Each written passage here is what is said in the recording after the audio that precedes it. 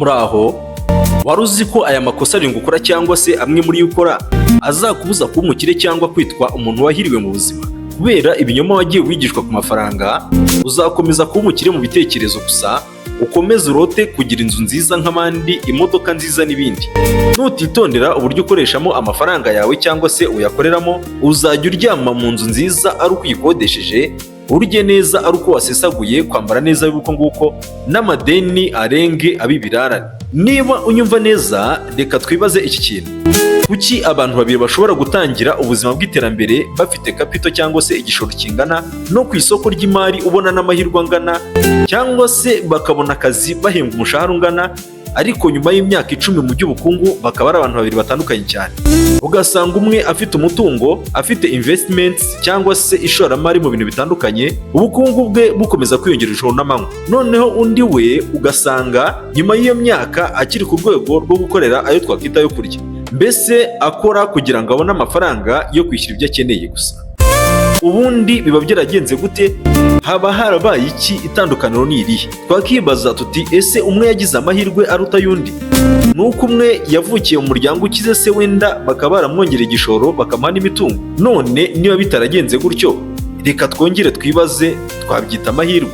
None se kandi muri uru rugendo rw'ubuzima amahirwe aradusanga cyangwa amahirwe turayasanga? Cyangwa se nanone amahirwe turayakorera? Hari ikindi kintu abantu benshi batabona cyangwa se batamenya. Burya ukuri ni uku: ubukire kenshi ntibutangira ku mafaranga menshi, ntabwo ari cyo gisobanuro cy'ubukire. Ahubwo ubukire nyabwo butangirira ku myanzuro mito mito umuntu agenda afata buri munsi. Noneho uko iminsi igenda yigira imbere, imyanzuro mito yagiye ifatwa ikabyara ikintu kinini. Abantu benshi batekereza ko ikibazo cyabo ari uko badahembwa umushahara munini cyangwa se mwinshi, ariko hari ubuhamya nawe wumva kino kiganiro watanga uzi neza ko hari abantu binjiza amafaranga menshi bakarangiza umwaka nta kintu batunze, cyangwa se bakarangiza ukwezi bafite amadeni baguza. Hakaba hari abandi binjiza amafaranga make ariko bakabaho neza kandi bakubaka ubuzima bwabo bw'ejo hazaza. Muri iki kiganiro turakwereka tekinike wakoresha ibi byose bigahagarara niba wemera guhindura ingeso zawe mbi ku mafaranga.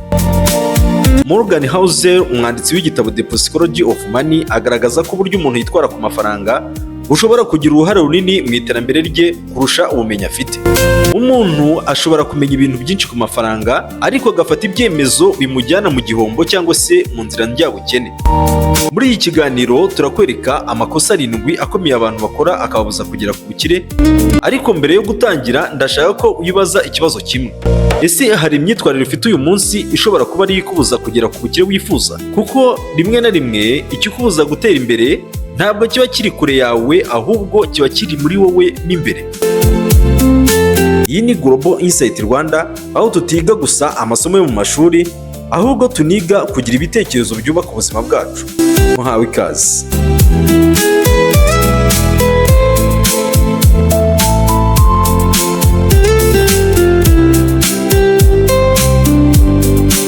Reka dutangire n'ikosa rya mbere muri aya 7 abuza abantu kugera ku bukire. Iri kosa ni ryitwa gukorera amafaranga gusa.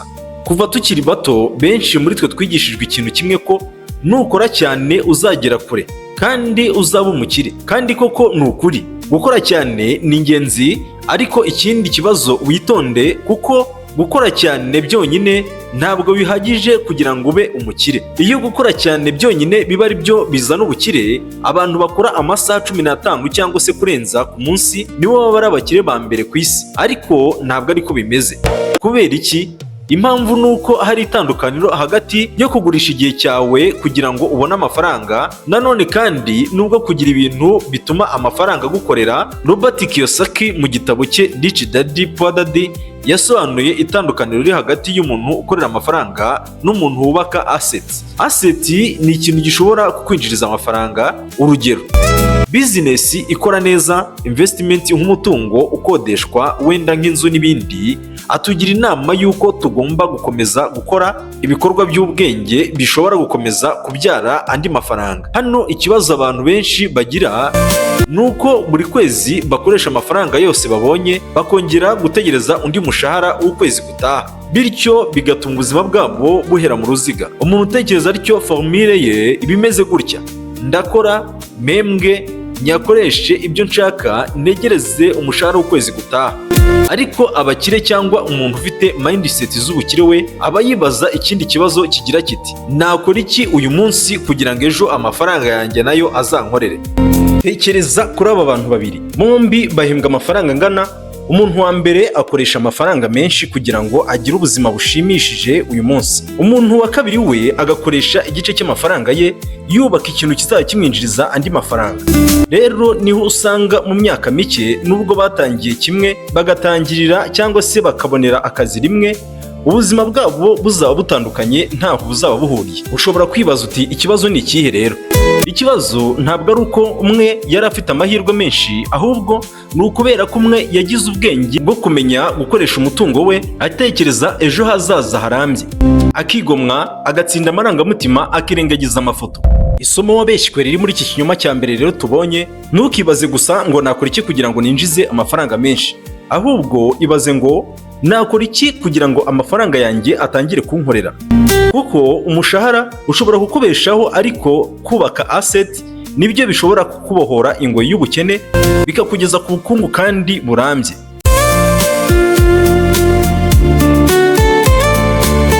Ikosa rya kabiri, gukunda kugaragara nk'umukire, gukunda amafoto, gukunda ko abantu bakubona. Ubwonko bw'umuntu bufite ikintu gikomeye, bukeneye kwemerwa n'abandi. Niyo mpamvu rimwe na rimwe umuntu ashobora kugura ikintu adakeneye, atari ukubera ko kimufitiye akamaro, ahubwo kubera ko ashaka ko abandi bamubona mu buryo runaka. Ariko burya niba utabizi, abantu baragushuka, bareba ibyo ufite hanze, ntibareba ubukungu bwawe bw'imbere. Iyo foto yawe ni iy'akanya gato, ariko ifoto ya nyayo ni icyo wibitseho, mbese umutungo. Kuko bashobora kubona imodoka yawe nziza ariko ntibazi amadeni yawe, bashobora kubona imyenda yawe myiza ariko ntibazi amafaranga ufite nka saving kuri account yawe ya banki cyangwa se n'ahandi. Morgan Housel mu gitabo cye The Psychology of Money agaragaza igitekerezo gikomeye agira ati iyo ukoresheje amafaranga ushaka kwereka abandi ko uyafite, uba ugabanya ubushobozi bwawe bwo kubaka umutungo wawe ejo hazaza. Kuko amafaranga ukoresha mu gushaka approval y'abantu cyangwa se kugira ngo bakwemere n'amafaranga utagishoboye gukoresha mu kubaka ejo hazaza. Kandi uko ukomeza gutakaza menshi niko ukomeza kwangiza umutungo wawe, bityo ukarushaho kujya mu bukene. Reka gukunda gusingizwa, hagarika gukunda amagambo nka wow, urakomeye, uri inshuti nziza. Ahubwo ubuhanga ni ugukoresha amafaranga yawe neza kugira ngo imyaka iri imbere izakubwire ngo wow. Kuko isi niyo mwarimu utabera, itanga amanota ukwiye kandi iyaguha ikurikije uko wayitwayeho. Thomas G. Stanley mu gitabo cye The Millionaire Next Door yerekanye ko abantu benshi bafite umutungo munini batandukanye n'uko abantu basanzwe babatekerezaho. Abenshi ntibakoresha ubuzima bwabo bashaka gusa kugaragara kwabo cyangwa se ifoto yabo bakunda ni uko baba bageze ku ntsinzi, mbese ku ntego zabo.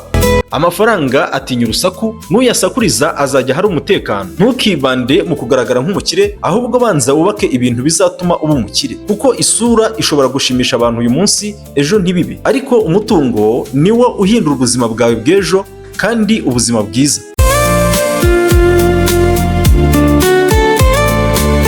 Ikosa rya gatatu, kureka kwiga nyuma y'ishuri. Hari imyumvire yakuriye mu bantu benshi igira iti narangije amashuri, kwiga byararangiye. Ariko ikintu abantu batajya bitaho bigatuma iterambere ryabo riba ikibazo, nuko batazi ko isi yo itajya ihagarika mu kugushyira ku munzani. Iyo urangije ishuri, ikoranabuhanga ryinshi rirahinduka, uburyo bwo gukora bizinesi burahinduka, amasoko nayo agahinduka. Abantu bahagarika kwiga nyuma y'ishuri risanzwe akenshi basanga ubuzima bwarabarenze. Abantu benshi batekereza ko amafaranga menshi azanwa no gukora cyane gusa, ariko ukuri nuko amafaranga akurikira agaciro ko kwiteza imbere wiha. Niba ushoboye gukemura ibibazo bikomeye, abantu benshi bazaba biteguye kukwishyura. Niyo mpamvu abantu bakomeye bahora biga, ntabwo biga gusa kugira ngo bamenye ibintu, biga kugira ngo bongere ubushobozi bwabo bwo gufata ibyemezo.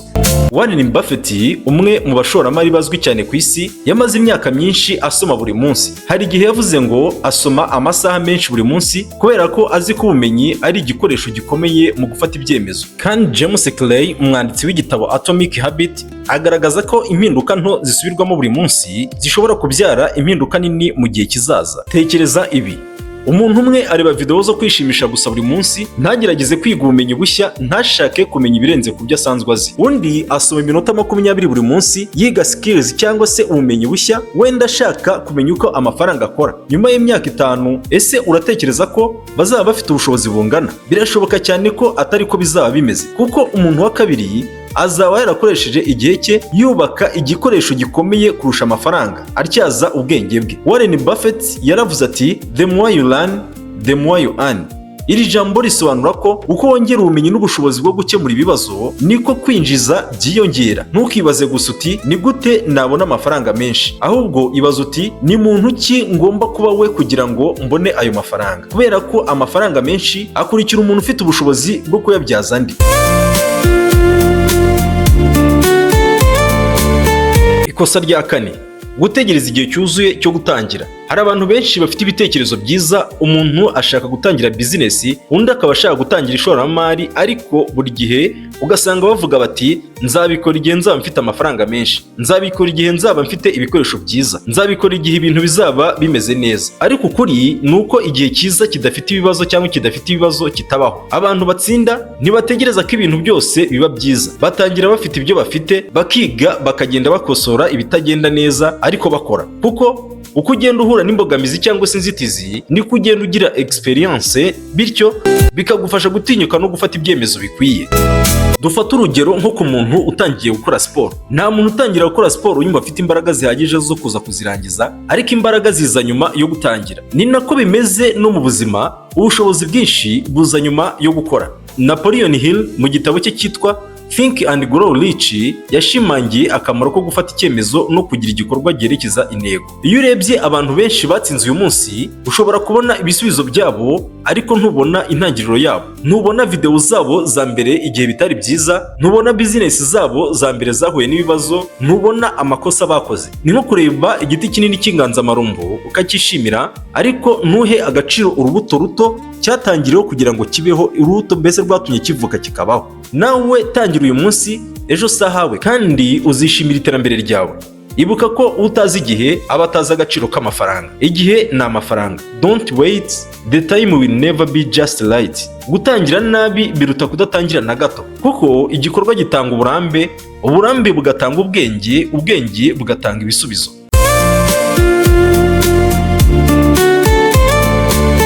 Ikosa rya 5, gukoresha amafaranga yose winjiza. Abantu batekereza ko ikibazo cyabo kizakemuka nibaramuka binjije menshi, ariko hari ukuri kutoroshye kumva ko kujyanye no gutsinda ingeso mbi ku mafaranga. Burya niba udashobora gucunga amafaranga make, biragoye no gucunga menshi, kuko ikibazo ntabwo ari ingano y'amafaranga gusa, ahubwo ikibazo ni imyitwarire. George Carson mu gitabo The Richest Man in Babylon atanga ihame ryoroshye agira ati a part of all you earn is yours to keep. Amafaranga yose winjiza ntakwiye guhita agenda cyangwa se ashira, hari igice cyayo kigomba kuguma kigufasha kubaka ejo hawe heza, kuko amafaranga yabitswe kandi yashowe ashobora gutangira kubyara andi. Ubwonko bw'umuntu bukunda kwishimira ibintu by'ako kanya, niyo mpamvu kugura ikintu uyu munsi bishobora kugaragara neza kurusha gutegereza inyungu y'ejo. Ariko abakomeye ku by'amafaranga bamenye ikintu ko kwanga gratification y'ako kanya bishobora kubaka ubwisanzure bw'ejo hazaza. Ntukabaze gusa uti nangahe ninjiza, baza uti nangahe nshobora kugumana no kubyaza umusaruro, kuko ubukire ntabwo bushingira gusa ku mafaranga anyura mu ntoki zawe, ahubwo bushingira ku mafaranga asigara gukorera.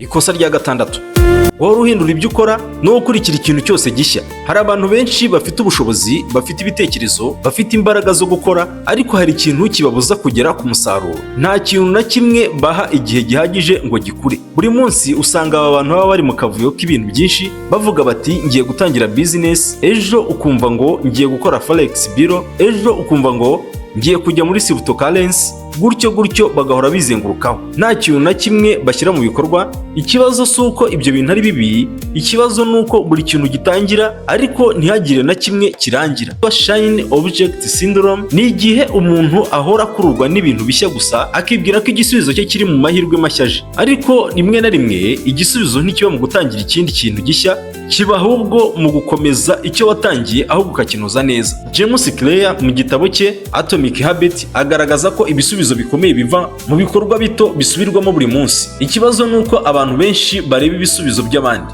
ntibarebe imyaka y'ubwitange iri inyuma yabyo abo bantu babitakajemo kugira ngo bagere kuri ibyo bisubizo. Urugero, tekereza umuhinzi ateye imbuto uyu munsi, nyuma y'icyumweru kimwe akajya kureba aho igiti kigeze cyangwa se igihingwa cye, atabona imbuto agahita akirandura agatera ikindi, nyuma y'ukwezi akongera akabigenza atyo, nyuma y'umwaka bivuze ko nta musaruro azabona. Ese ikibazo cyari igihingwa cye? Igisubizo ni oya. Igisubizo ni uko atigeze aha igihe igihingwa cye ngo kizamuhe umusaruro mu gihe nyacyo. Ni nako abantu benshi babaho, batangira ibintu byiza ariko bakabihindura mbere y'uko bitanga umusaruro. Rero inama hano nka Global Insight Rwanda ikugira, ntukiruke inyuma ya buri mahirwe ubonye, ashobora kuba atari yo mahirwe yawe. Hitamo inzira nyayo idafite akavuyo, yige neza, yubake, ihe igihe, ihangane kandi kwihangana kuvamo intsinzi. Ikosa rya nyuma ari ryo rya karindwi, kutumva imbaraga z'igihe. Hari ibintu abantu benshi bakunda kwibeshyaho, gushaka kubona inyungu nyinshi cyangwa umusaruro munini ariko mu gihe gito, gushaka bizinesi yinjiza amafaranga menshi mu mezi make cyangwa mu gihe gito, gushaka ishoramari ryinjiza amafaranga menshi kandi vuba, gushaka ubuzima bwiza vuba kandi byihuse cyane. Ariko ukuri ni uko ibintu bikomeye mu buzima bidakora bityo. Warren Buffett ni urugero rukunze gutangwa mu mbaraga z'igihe. Ntabwo ubukire bwe bwaturutse mu cyemezo kimwe yakoze mu munsi umwe, bwaturutse ku myaka myinshi yo gufata ibyemezo byiza no kureka igihe kigakora. Tekereza umuntu wiga ikintu gishya, ku munsi wa mbere ntabona impinduka, mu cyumweru cya mbere ntabona byinshi, mu kwezi kwa mbere biba bikiri bike, ariko iyo akomeje nyuma y'imyaka mike ubushobozi bwe buba butandukanye cyane n'ubwa mbere. Kubera iki bigenda bityo? Ni ukubera ko impinduka nto zasubiyemo inshuro nyinshi zahindutse ikintu kinini kigaragara. Ibyo byose bigerwaho kubera kwihangana no gutegereza. Igihe ni kimwe mu bikoresho bikomeye mu kubaka umutungo cyangwa ubukungu. Abantu benshi bakora amakosa yo gushaka kubona ibisubizo byihuse, ariko abakomeye n'abahanga ibanga ryabo ni ugukomeza gukora n'igihe ibisubizo bitaragaragara.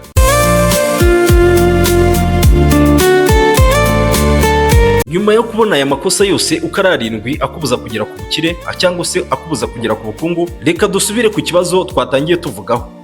Kuki abantu babiri batangira ubuzima bafite amahirwe asa ariko nyuma y'imyaka runaka bakaba ari abantu babiri batandukanye? Akenshi ntabwo biterwa n'uko umwe afite amahirwe menshi, biterwa n'amahitamo mato bakoze buri munsi. Umwe yahisemo gukorera amafaranga gusa, undi yubaka assets. Umwe yahisemo kugaragara nk'umukire, undi yubaka umutungo we bucece. Umwe yahagaritse kwiga, undi akomeza kongera agaciro ke ku bijyanye no kwiga ibintu bishya. Umwe yategereje igihe cyiza, undi yaratangiye kera. Umwe yakoresheje amafaranga ye yose yinjizaga, undi yubaka ejo hazaza yizigamira muri assets. Umwe yahinduraga ibyo akora buri gihe afite akavuyo mu iterambere rye, undi yagumye ku ntego ze akomeza kunoza neza ibyo akora. Umwe yacitse intege kuko ibisubizo bye byatinze, umusaruro watinze kuza, undi yize gutegereza. Ukuri ni uku, ubukire ntabwo butangirira kuri konti ya banki, butangirira mu bitekerezo, mu myanzuro, mu buryo ubonamo amafaranga no mu muntu uhitamo kuba we buri munsi. Ntabwo ugomba guhindura ubuzima bwawe bwose uyu munsi, ariko ushobora guhindura icyemezo kimwe, kandi icyemezo kimwe cyiza gishobora gutangira urugendo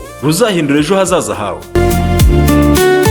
Mwakoze kubana natwe kuri Global Insight Rwanda, aho tutiga gusa ibyo twigishwa mu mashuri, ahubwo twiga ibitekerezo, imico n'ubumenyi bidufasha kubaka ubuzima bwiza. Niba iki kiganiro aricyo cyagufashije, andika muri comment, kanda kuri subscribe, like, nubishobora ukore na share ku nshuti zawe. Niba ushaka andi masomo nk'aya ku mafaranga, psychology, business n'uburyo abantu batsinda bakagera kure mu bukungu, komeza ukurikire Global Insight Rwanda.